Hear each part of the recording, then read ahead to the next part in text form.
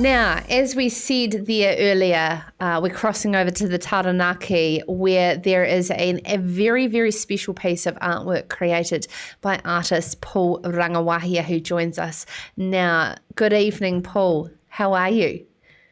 I'm really well, thank you, Sarah. I'm really pleased to be on the show tonight and sharing this wonderful piece of art. Joel, I believe that we may be able to put this up on screen for those of you watching live. Are we able to just show off a little bit of this? For those of you watching on an iPhone, it may be a little small. If you want to, please check out paulrangiwahia.com there and check out this as well. Now, Paul, I'd like to get a little bit about your background and your connection to rural New Zealand and why creating something of such significance was so important to you.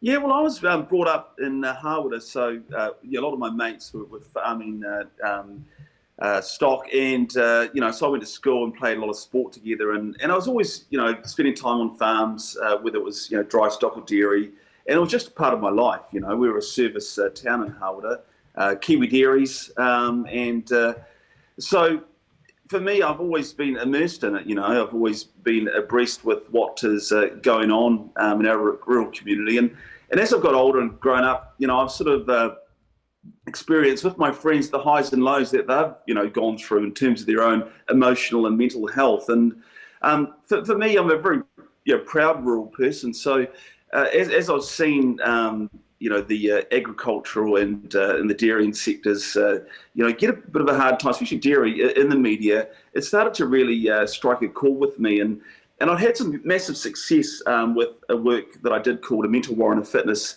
And I knew that I could create something for the rural community to start, helping with all the pressure that they are under. Because to me, it seems there's a huge sort of divide between idealism and realism, and so I decided to create this piece of artwork to give a little bit back, but to help start some conversations around some really important things, about what's going on within ourselves.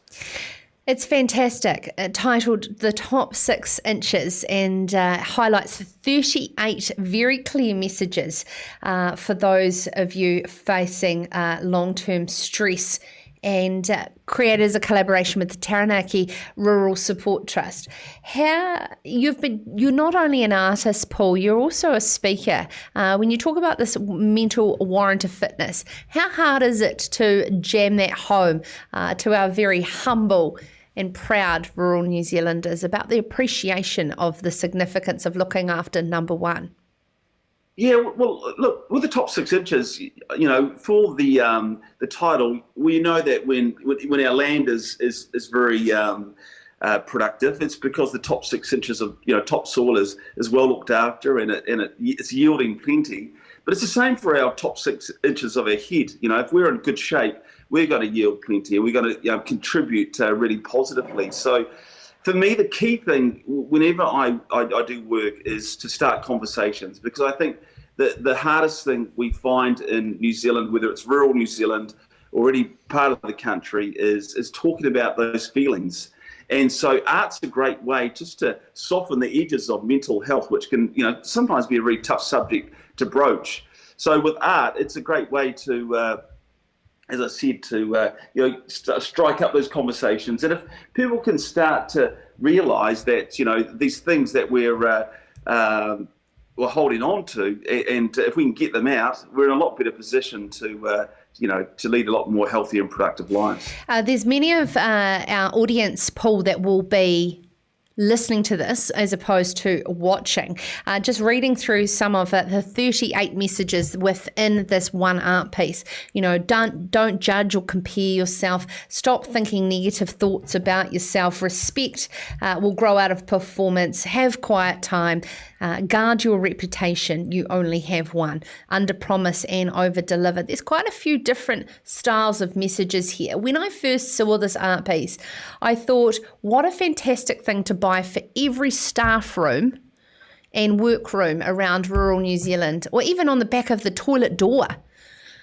I know. Well, that's the thing, isn't it? It's all about triggering, that change in our thinking, because sometimes we just get into a bad habit. And it's great when you look at the artwork. You can, I do what I call the scan, and I look over the artwork, and something will always jump out to me.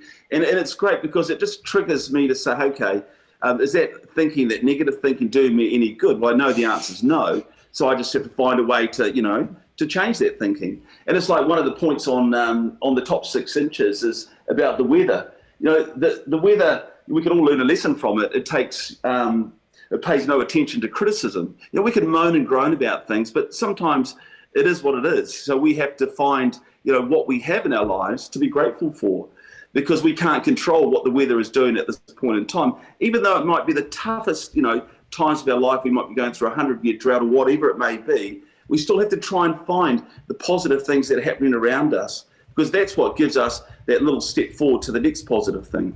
I was just having a quick look there, talking about on the back of the toilet door. Joel, you'll like this one. Covering a poo in hundreds and thousands will only alter its appearance. It still stinks.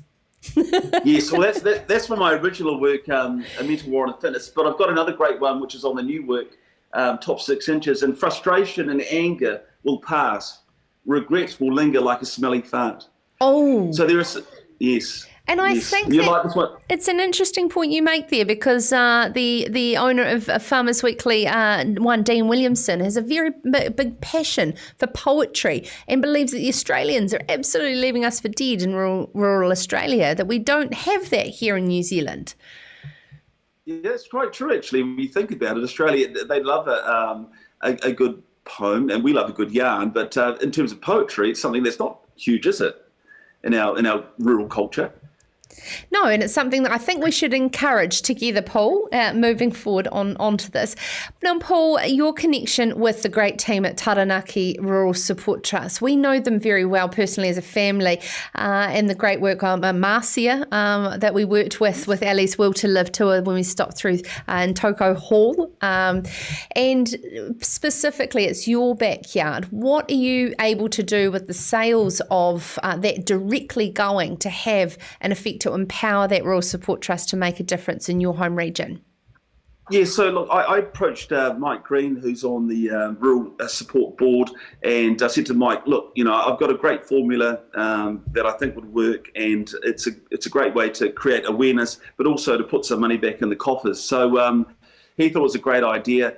And originally we thought, well, let's just push it through Taranaki, but it's got such a wide reach, so it's going out through all the trusts. So this artwork, whenever it's purchased through any of the trusts in New Zealand, that money will also go to that area. So if someone buys it in Otago or Canterbury or the Waikato, wherever that region, that money will go there as well. So it's I think a great thing when everyone's winning. Like whoever purchases the work will have these really amazing enduring messages, and obviously money will go back into help supporting the trust. And we want to sell over the next couple of years 2,000 artworks, which would bring about $250,000 into the Rural Support Trust.